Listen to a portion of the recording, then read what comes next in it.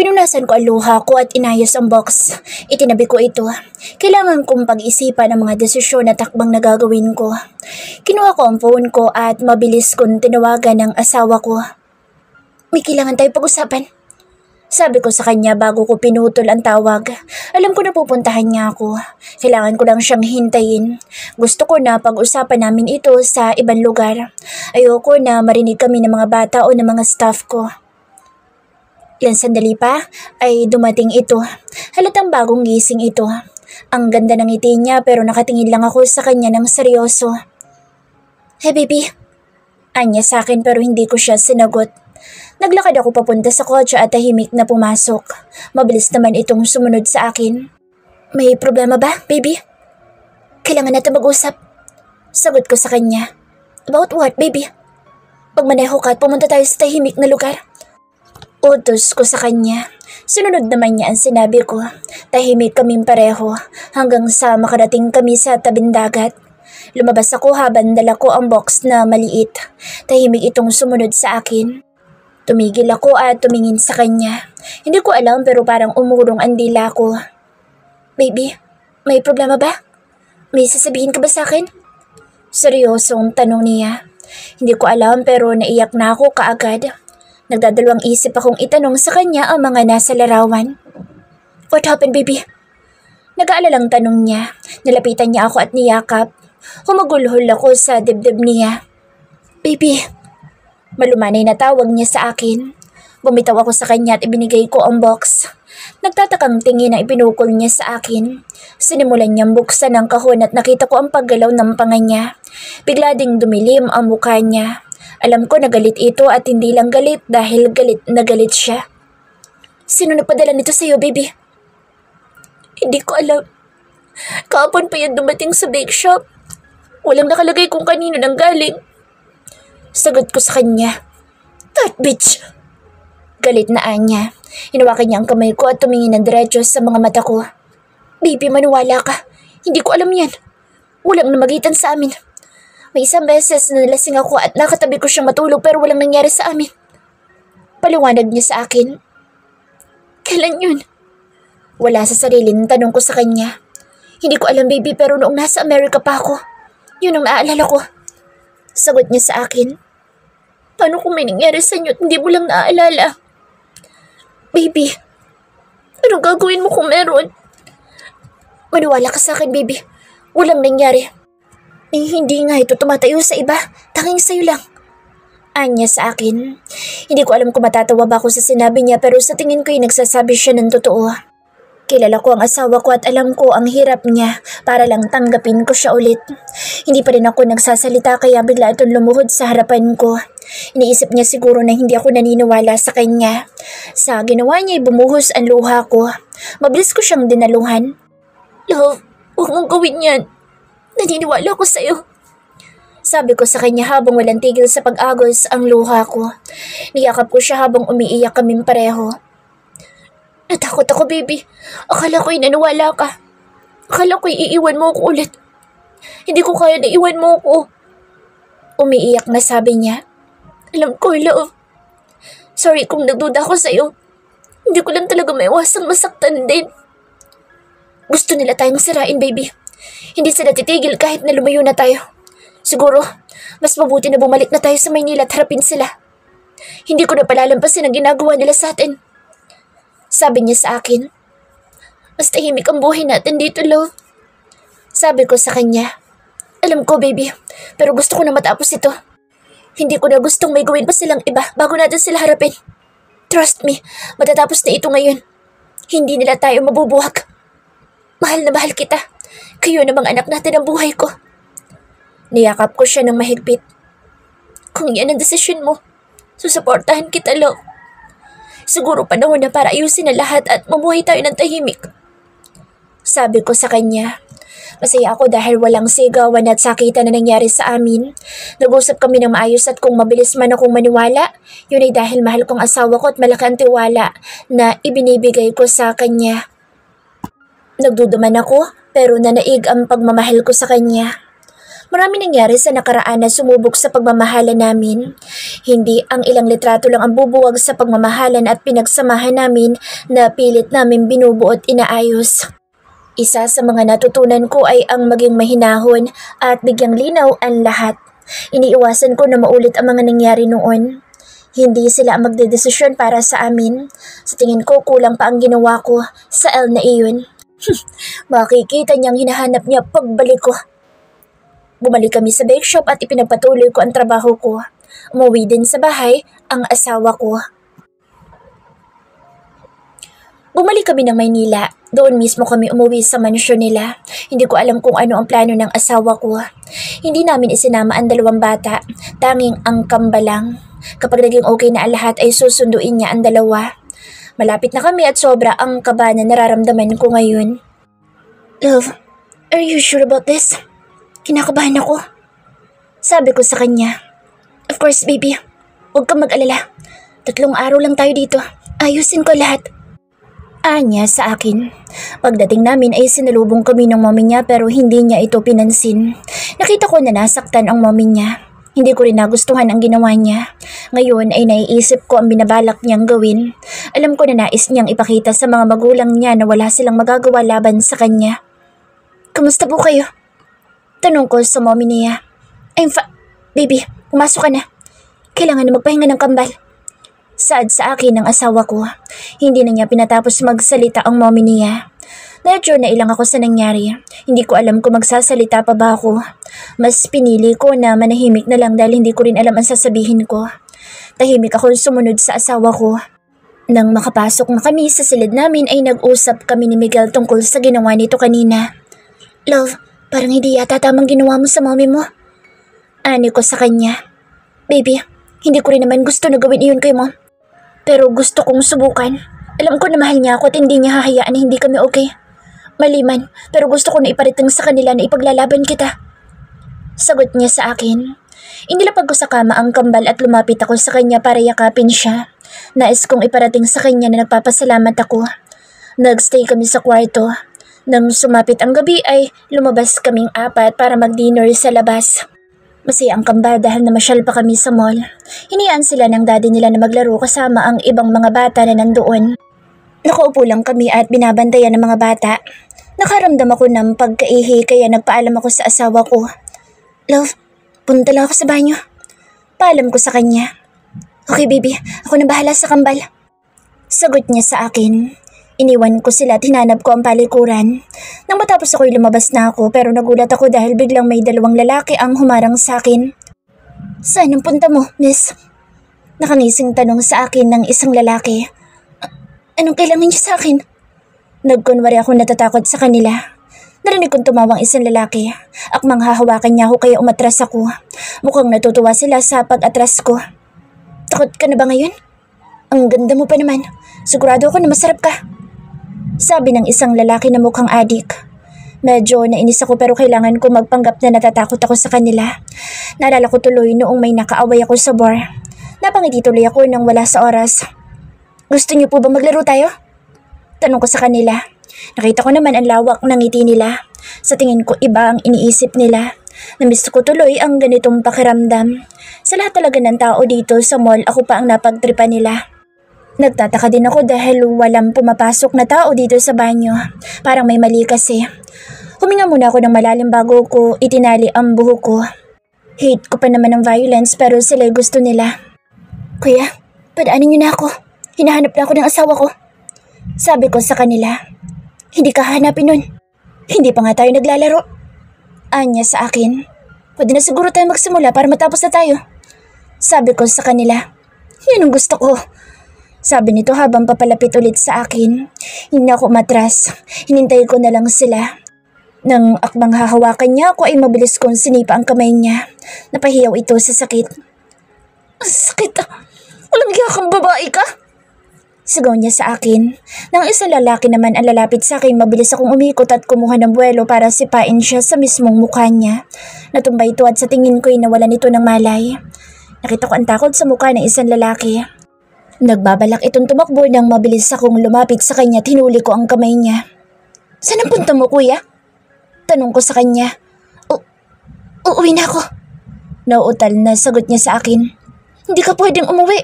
May itatanong pa ako sa'yo. Sino nag-utos sa inyo? Tanong ko sa kanya. Okay ka na ba? Pumunta na tayo sa ospital. Sabi nito sa akin. Nais kong matawa sa kanya. Grabe naman siyang makareact. Love, okay na ako. Bakit pa tayo pupunta sa ospital? Pero teka lang, nasa si Simon? Tanong ko sa kanya.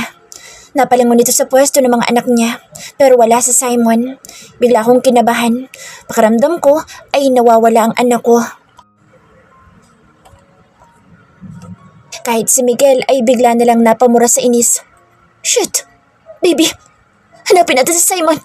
This is my fault! Sinisisi niya ang sarili niya. Hanapin na lang natin siya, love. Ani ko sa kanya. Inikot namin ang buong palaruan. Ang lahat ng takot at pangamba ko'y biglang naglaho nang makita ko ang anak ko na masayang nakikipaglaro sa isang bata doon sa pinakasulok. Mabilis ko itong dinaluhan at kinarga. Baby, bakit ka naman umalis doon? Natakot si mommy. Kausap ko sa kanya. Ngumiti ang anak ko at hinalikan ako sa pisngi. Napangiti naman ako. Mabilis akong pumunta sa pwesto ng asawa ko. Sinalubong niya kami ng isang mahigpit na yakap. Don't do that again, Simon. Nag-alilang mami at daddy. Kausap din niya sa anak namin. I think we need to go home na, baby. Anya sa akin. Mabuti pa, love, para makapagpahinga mga bata. Sagot ko sa kanya. Lumabas na kami sa palaruan at bumiyahe ng pauwi sa mansyon nila. Habang nasa daan kami, tulog na ang dalawang bata. Pagkarating namin sa mansyon ay binuhat niya isang bata. Ako naman sa isa. Habang papasok kami sa pintuan ay nakaabang ulit ang mommy niya. Nakikita ko ang lungkot sa mata nito. Alam ko na hindi ito sanay na hindi siya kausapin ng anak niya. Kahit ako ay nakakaramdam din ng awa para sa kanya. Tulog na pala ang kambal, anak. Sabi nito kay Miguel pero ang loko ay hindi talaga pinansin ang mommy niya. Magandang gabi po, madam. Nakatulog na po sila. Napagod po ata sa paglalaro. Binati ko siya at kinausap. Ngumiti ito sa akin, pero ang klase ng ngiti niya sa tingin ko ay totoo na. Hindi na katulad ng dati na may halong pagpapanggap. Ngumiti ako sa kanya. Pasok na po ako. Pahinga na po kayo dahil gabi na po. Hayaan niyo po't kakausapin ko sa Miguel. Sabi ko sa kanya. Tatalikod na sana ako nang bigla niyang hawakan ang kamay ko. Pwede ba kitang makausap, Kylie, kahit saglit lang? Tanong nito sa akin. Sige po, iakyat ko lang po si Samuel. Sagot ko sa kanya. Thank you. Anya sa akin. Ngumiti lang ako at umakyat sa kwarto. Palabas sa banyo ang asawa ko. Love, mag-uusap lang kami ng mommy mo. Sabi ko sa kanya. Are you sure na makikipag-usap ko sa kanya, baby? Nag-aalalang tanong niya sa akin. Lumapit ako sa kanya at tinaplos ko ang pisngi niya. Love, sigurado ako. Malakas ang pakiramdam ko na magiging maayos na ito ngayon. Kaya sana'y ganun ka rin. Pahayag ko sa kanya. Niyakap niya ako at hinalikan sa noo. Okay, baby. And please, let me know kapag may problema, okay? Okay po. Mauna ka nang matulog, love. Please, pakalmahin mo naman ang friend mo. Nakakatakot, baka bigla na lang yung manuklaw. Tumatawang sabi ko sa kanya. Alam mo naman na lagi siyang handa kapag nakadikit ka sa akin, baby. Sagot nito sa akin. Labas na muna ako, love. Paalam ko sa kanya. Tumingkayad ako, tinalikan ko siya sa labi. Ayaw pa sana niyang bumitaw pero pinigilan ko na siya dahil nakakahiya kapag naghihintay ng matagal ang mommy niya. Love, later na lang, okay? Sabi ko sa kanya. Okay, baby. Bumaba ako at pinuntahan ko siya sa may garden. Gabi na pero maliwanag pa rin doon dahil sa nagagandahan ng mga ilaw. Nakaupo ito at alam ko na hinihintay niya ako. Huminga ako ng malalim bago tuluyan lumapit sa kanya. Madam. Salamat, Kylie. Bungad na sabi niya sa akin habang hawak ang kamay ko. Ano pong pag-uusapan natin? Tanong ko sa kanya. Kylie, patawarin mo ako sa lahat ng mga nagawa kong kasalanan sa'yo. Alam ko mali ang lahat ng mga ginawa ko at tingin ko sa'yo. Umiiyak na pahayag niya sa akin. Hindi ko rin maiwasang hindi maiyak dahil ramdam ko ang sensibilidad sa mga sinabi niya. Huwag na po kayong umiyak. Napatawad ko na po kayo matagal na. Saad ko sa kanya. Niyakap niya akong bigla. Maraming salamat, anak. Patawarin mo ako. Ilang linggo na akong hindi makakatulog dahil galit sa akin ang anak ko. Hindi ko kayang galit siya sa akin. Gusto ko makasama ang mga apo ko, Kylie. Payag nito sa akin. Hindi po siya galit sa inyo. Mahal na mahal po kayo ni Miguel. Nagtatampo lang po siya sa inyo. Sabi ko sa kanya. Sana nga anak. Anya sa akin. Bumuhos naman ang luha ko dahil sa pagtawag niya sa akin ng anak. What's happening here? Anong ginawa mo sa asawa ko? Galit na tanong ni Miguel. Wala siyang ginagawa, love. Ang totoo niya, okay na kami ng mami mo. Sabi ko sa kanya. Nakita kong kumunot ang noon niya. Alam ko na nagtataka ito. Umiyak lang ako kasi tinawag akong anak ni Madam. Sabi ko sa kanya. Call me, Mommy. Biglang sabi ng mommy ni Miguel. Ang asawa ko'y seryoso pa rin ang mukha hanggang ngayon. Love. Tawag ko sa kanya. Hindi ito nagsalita at umalis na lang bigla. Nainis ako sa inasta niya kaya hindi ko napigilan ang sarili ko. Miguel, saan ka pupunta? Bumalik ka nga dito. Utos ko sa kanya. Hayaan mo na siya, Iha. Sabi sa akin ng mommy niya. Pero, it's okay, Iha. Sige na, sundan mo na siya. Sabi nito sa akin. Sige po, pasensya na po kayo. Ani ko sa kanya. Mabilis akong umakyat sa silid namin. Hindi ko nakitang asawa ko. Nasaan kaya siya? Tanong ko sa sarili ko. Hinayaan ko na lang siya. Baka nagpapahangin lang sa labas. Inaantok na talaga ako kaya mabilis akong nakatulog. Tanghali na akong nagising. Wala na ang mga bata at si Miguel wala na rin sa tabi ko. Naramdaman ko naman siya kagabi pero hindi ko alam kung anong oras na siyang natulog. Inayos ko na ang sarili ko at bumaba na ako pero habang pababa ako ay bigla na lang na may tumulak sa akin. Nawalan ako ng balanse. Masaya ako na nagkabati na si mom at ang asawa ko. Pag-alis ko doon ay hindi ako dumiretso sa silid namin. Hinintay ko na makapasok ang asawa ko bago ko binalikan ng mommy ko. Lumapit ako sa kanya at niyakap ko siya. I love you, Mom. Thank you sa pagtanggap sa asawa ko.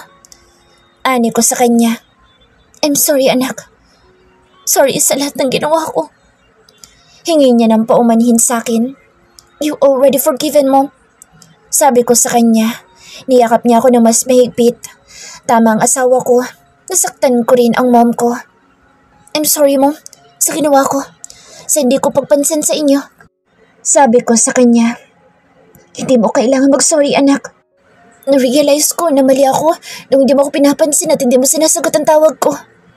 Doon ko napatunayan na sobrang mo siyang mahal. Dapat natanggap ko na yun noon pa sana. Noong lihim mo siyang itinali sa'yo.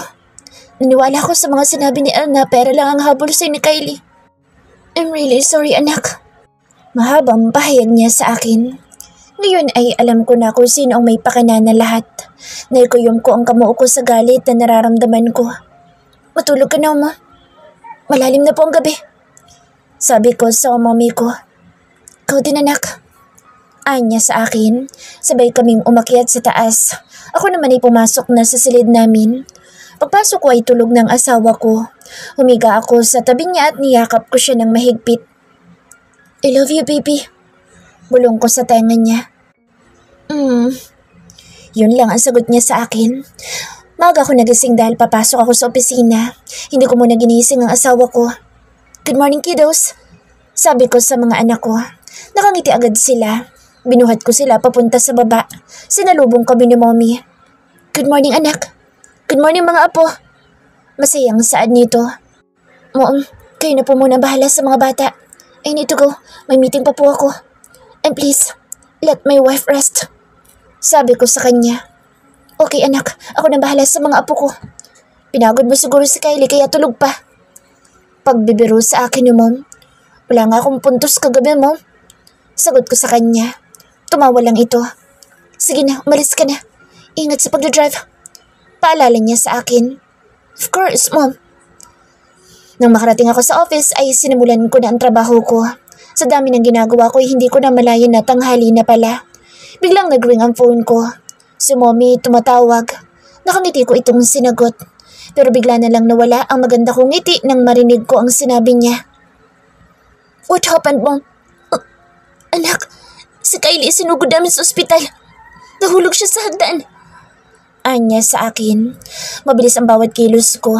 Nagmadali akong pumunta sa parking lot. Sumakay ako kaagad sa kotse ko. Pinaharurot ko ito papunta sa ospital ng tito ko. Sobrang kaba ang nararamdaman ko ngayon. Parang gusto kong paliparin ang sasakyan ko. Nang makarating ako, hindi ko na inayos ang pagpark ng kotse ko. Ibinigay ko ang susi sa guard para siya na ang mag-asikaso ng sasakyan ko. "Where's my wife?" Tanong ko sa nurse. "Sa emergency room po, Mr. Bravo." Sagot niya sa akin. Mabilis akong pumunta doon sa emergency room at nakita ko si mommy at daddy na nasa labas. "Anak, si Kylie." Umiiyak na sabi nito. "Ano nangyari, Mom? Kumusta ang asawa ko?" Umiiyak na tanong ko. "Itinulak siya sa hagdan ng isa nating kasambahay. Nasa presinto na siya ngayon." Sagot niya sa akin. "Mabubulok siya sa bilangguan." Galit na sabi ko. "Ipagdasal natin na maging maayos si Kylie." Sabi sa akin ng mommy ko. Ilang sandali pa ay lumabas na ang doktor. "How's my wife?" Tanong ko sa kanya. "She's stable now. The results of her CT scan are okay. Mabutit hindi nagka-problema ang bandang ulo niya. Nawalan lang siya ng malay pero gigising din siya anytime. Makakaramdam siya ng pananakit ng katawan lalo na sa bandang likuran niya." Palawanag nito sa amin.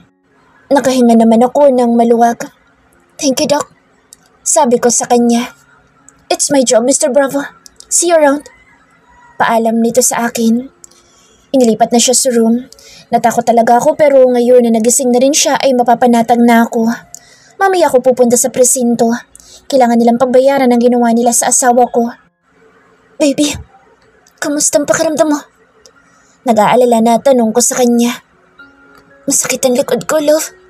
Sagot nito sa akin. "Magpahinga ka muna. Natakot ako, baby." Pahayag ko sa kanya. "Thanks God kasi hindi niya ako pinabayaan, love." Sabi nito sa akin. "Dito ka muna dahil may aasikasuhin lang ako na mahalaga, baby." Paalam ko sa kanya. "Okay, love. Ingat ka. Sana idaan mo pa rin sa maayos na usapan ng lahat."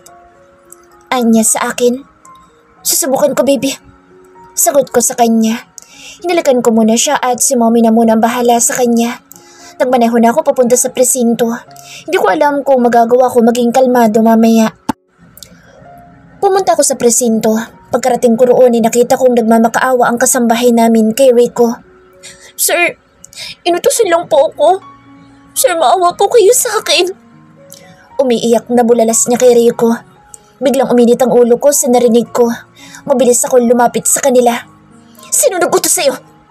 Galit na tanong ko sa kanya. "Sir Miguel, maawa po kayo sa akin. Huwag niyo po ako ipapakulong. Inutusan lang po ako ni Miss L." Anya sa akin. Naikuyom ko ang kamao ko sa galit na nararamdaman ko ngayon.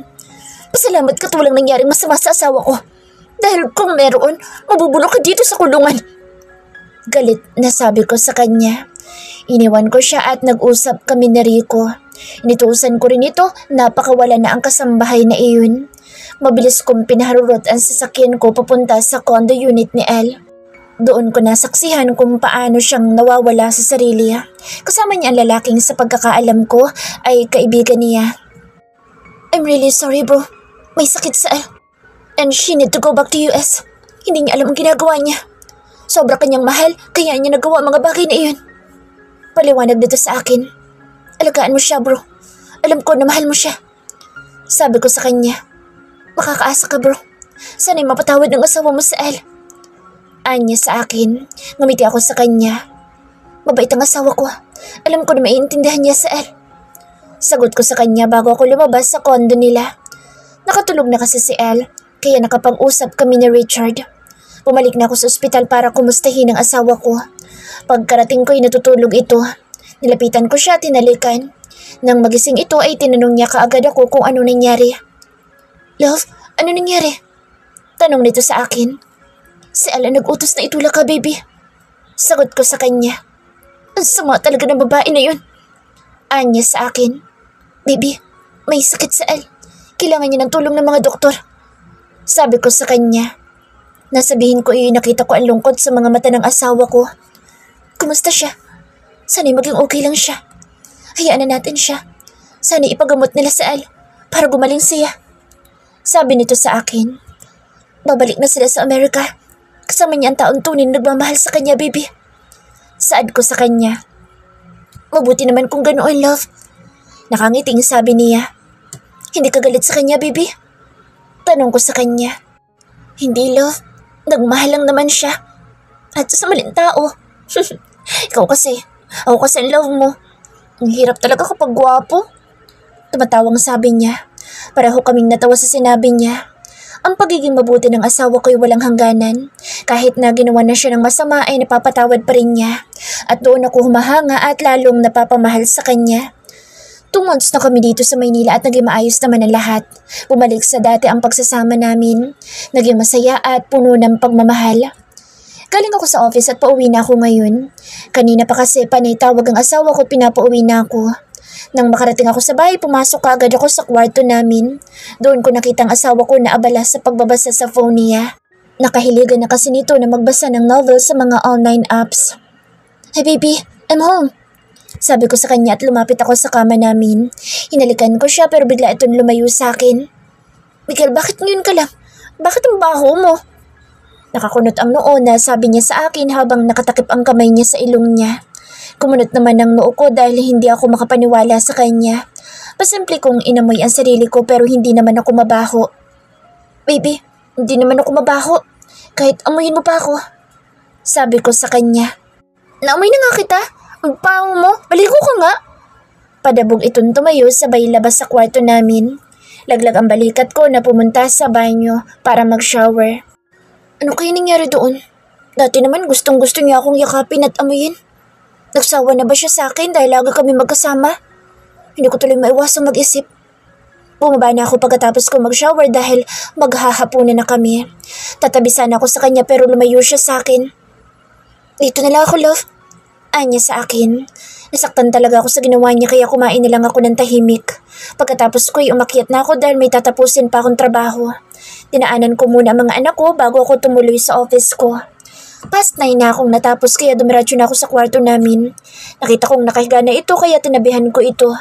Niyakap ko siya pero tinanggal niya ang kamay ko. Ano ba Miguel? Ang init, yakap ka ng yakap. Naiiritang sabi niya sa akin.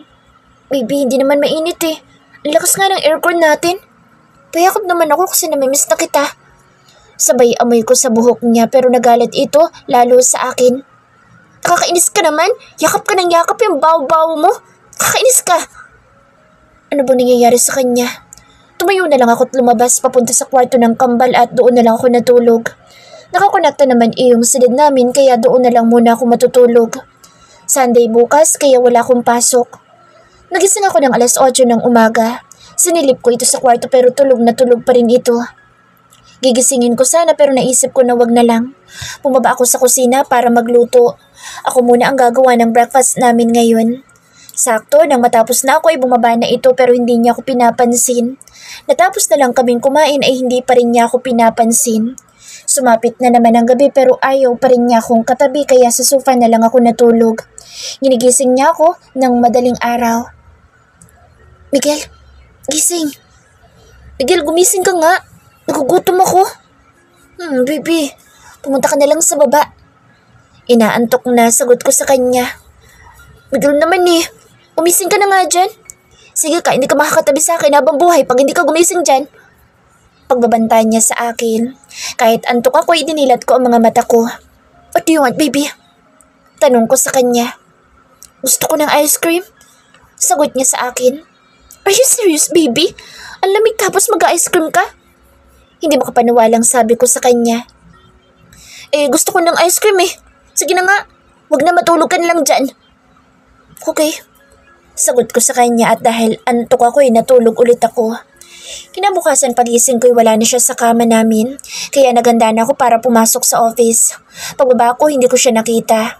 Ang sabi nila ay umalis daw ito ng maaga. Hinintay ko pa ito. Magdadalawang oras na pero hindi pa rin ito umuwi. Aalis na sana ako pero bigla itong dumating. Tinatanong ko kung saan siya galing pero hindi ako sinagot. Hanggang sa pumasok ito sa kusina at inilabas ang mga pinamili niya. Bumili lang naman ito ng lahat ng mga flavor ng ice cream. Nang tanungin ko'y hindi pa rin ako nito pinapansin. Sa inis ko'y umalis na ako at pumasok sa trabaho. Buong araw na mainit ang ulo ko. Napapaisip ako kung ano ang naging kasalanan ko. Bakit parang galit ito sa akin? Hindi pa naman ako mapakali kapag galit ito sa akin. Bigla ko naalala, hindi kaya dahil sa ice cream? Dahil ginising niya ako kaninang madaling araw pero hindi ko siya pinagbigyan sa gusto niya. Tinawagan ko ang secretary ko at pinabili ko siya ng mga ice cream at pinadeliver ko sa bahay.